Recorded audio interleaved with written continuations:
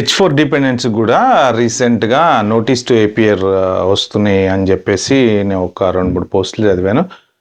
అదేంటి జనరల్గా H1B వాళ్ళకి వస్తున్నాయని చెప్పి అన్నారు, మరి H4 వాళ్ళకి ఎందుకు వస్తున్నాయి అని చెప్పి కొన్ని క్వశ్చన్స్ రైజ్ అవుతున్నాయి. తర్వాత నేను ఇంతకుముందు దీని మీద ఆల్రెడీ ఒక వీడియో పెట్టాను, నేను ఎప్పుడు ఆల్మోస్ట్ 15-20 డేస్ బ్యాకే నోటీస్ టు ఏపీఆర్స్ వస్తున్నాయి చాలా మందికి అని చెప్పేసి.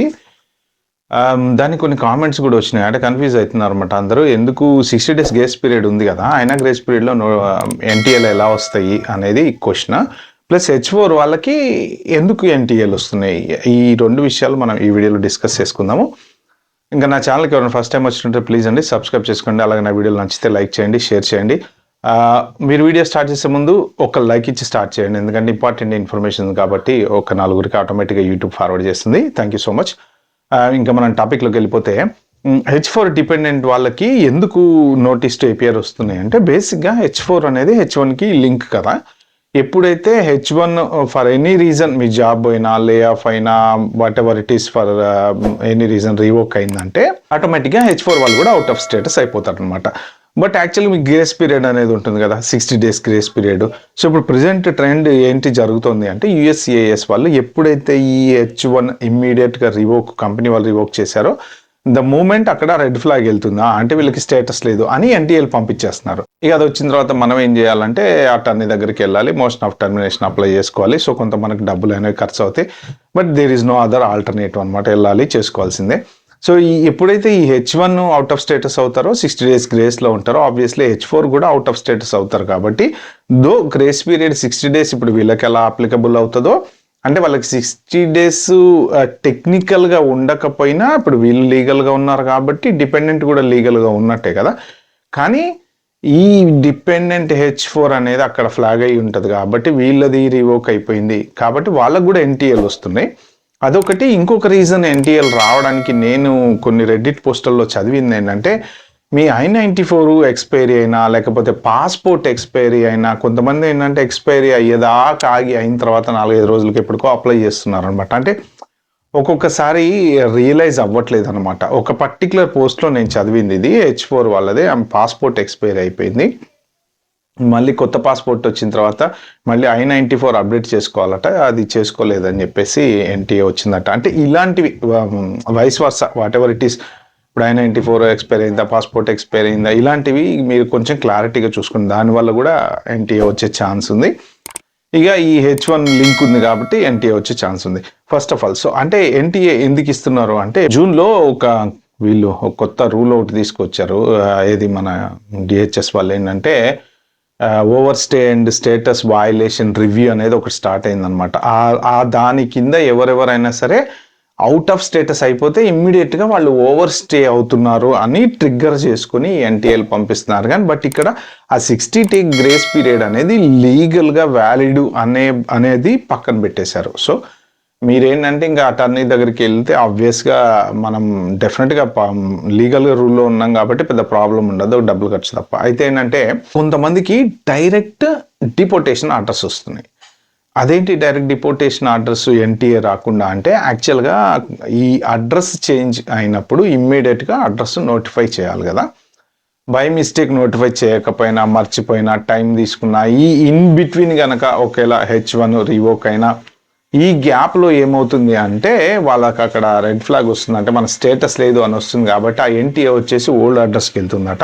ఆ NTA చూసుకోవట్లేదు కాబట్టి ఈ NTAకి మనము అంటే కోర్టుకి వెళ్ళి అటెండ్ అవ్వాలి కదా. జనరల్ నోటీస్ టు ఏపీఆర్ అంటే కోర్టుకి వెళ్ళి అటెండ్ అవ్వలేదు కాబట్టి వీళ్ళు ఇగ్నోరెంట్గా ఉన్నారు అనేసి డైరెక్ట్ వాళ్ళు ఇంకా డిపోర్టేషన్ ఆర్డర్ తెచ్చేసుకొని ఐసోల్ వచ్చి డోర్ కొట్టి తీసుకెళ్ళి డిపోర్ట్ చేస్తున్నారు అని చెప్పేసి కూడా కొన్ని న్యూస్ ఉన్నాయన్నమాట. మరి ఇది ఈ NTA అనేది ఎంతమందికి వచ్చింది, ఎంతమందికి రాలేదని తెలియదు, కానీ న్యూస్ మాత్రం బాగా వైరల్ అవుతుంది. ఎక్కడ చూసినా ఇప్పుడు ఈ NTA H1 వాళ్ళకి, NTA H1 వాళ్ళకని ప్రతి times of India, India today ఎక్కడ చూసినా కానీ ఇదే ఉంది. మరి ఇక మీకు ఎవరికన్నా ఇలాంటివి ఏమన్నా రీసెంట్గా మీకు కానీ మీ ఫ్రెండ్స్కి కానీ ఎవరికైనా జరిగినాయి, వాళ్ళు ఏం చేశారు ఏంటనేది ఒకవేళ మీరు కామెంట్లో మెన్షన్ చేస్తే ఎవరైనా మన వీడియో చూసే వాళ్ళకి హెల్ప్ అయితే అవ్వచ్చు అనమాట.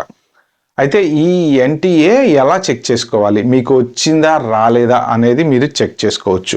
సో EOIR అని ఒక వెబ్సైట్ ఉంటుంది, executive office for immigration review అని ఒక వెబ్సైట్ ఉంటుంది. EOIRలోకి వెళ్ళి మీ ఏ నెంబర్ పెట్టి ఇది చెక్ చేసుకోవచ్చు అనమాట. ఏ నెంబర్ అంటే బేసిక్ ఏంటంటే ఏలియన్ రిజిస్ట్రేషన్ నెంబర్. అది ఎవరికి ఇస్తారు అంటే జనరల్గా నాన్ ఇమిగ్రెంట్స్ అందరికీ ఆ నెంబర్ అయితే కంపల్సరీ ఉంటుంది.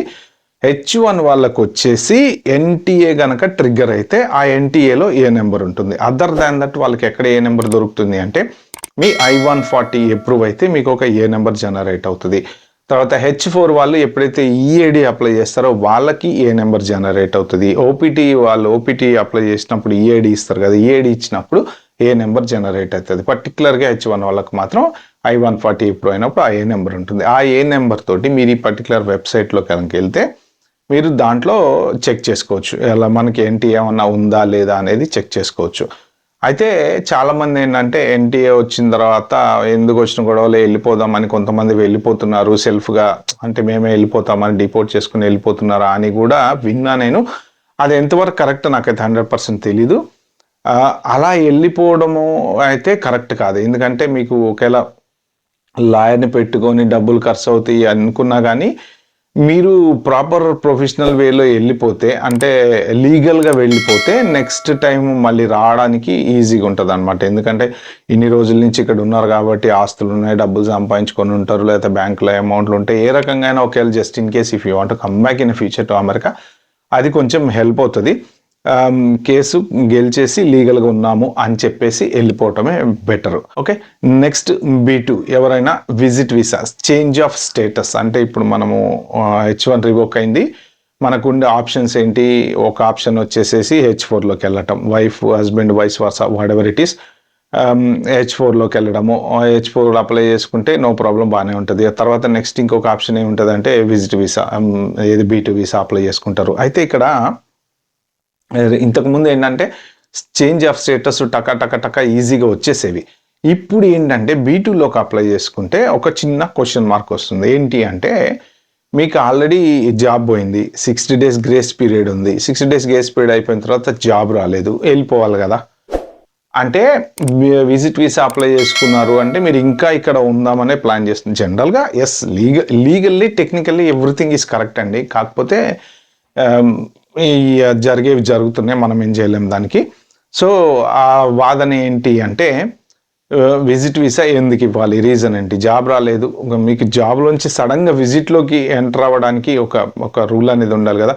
విజిట్ నుంచి ఇప్పుడు గ్రీన్ కార్డ్కి ఎంటర్ అయ్యారంటే అది డిఫరెంట్ స్టోరీ. విజిట్ వీసా మీద వచ్చాము, ఎవరో నచ్చారు, పెళ్లి చేసుకున్నాము, అక్కడ స్టేటస్ చేంజ్ అప్లై చేసుకున్నాము అనేవి ఇలాంటి కేసులు చాలా ఉన్నాయి. కానీ H1 నుంచి విజిట్ వీసాలోకి రావాల్సిన అవసరం ఏంటి అని కొన్ని B2 వీసాలు కూడా డినై అయినాయి అని చెప్పి కూడా నేను చదివాను. ఒకవేళ అలాంటి సిచ్యువేషన్ వచ్చి మీరు అప్లై చేసిన తర్వాత ఇప్పుడు టైం పడుతుంది కదా, ఎంబటే ఓవర్ నైట్ అయితే అవ్వట్లేదు. మీరు 2 నెలలకో 3 నెలలకో B2 వీసా రిజెక్ట్ అయిందంటే అప్పుడు వెనక్కి వెళ్ళిపోవాల్సి వస్తుంది అనమాట. కానీ అట్లీస్ట్ ఏంటంటే ఈ గ్రేస్ పీరియడ్ అనేది ఉంటుంది కదా, మన జాబ్ ఎత్తుక్కోవడానికి కొంత టైం దొరుకుతుంది. వీసా ఆల్రెడీ అప్లై చేశాం కాబట్టి. బట్ ఏది చేసినా మీరైతే ఈ 60 days లోపే అప్లై చేయడానికి ట్రై చేయండి. ఎందుకంటే పొరపాటున కూడా 60 days క్రాస్ అయింది అంటే మాత్రం మళ్ళీ ప్రాబ్లం అయిపోతుంది. సో ఈ NTAలు మాత్రం అటార్నీ దగ్గరికి వెళ్ళి అటార్నీతో మాట్లాడుకొని డీల్ చేసుకోవచ్చు. దీని గురించి అంత వర్రీ అవ్వాల్సింది ఏం లేదు, కానీ జస్ట్ వేస్ట్ ఆఫ్ మనీ అంతే. ఓకే ఫ్రెండ్స్, ఈ వీడియో మీకు నచ్చినట్టుంటే ప్లీజ్ అండి like, share, subscribe my channel. Thank you.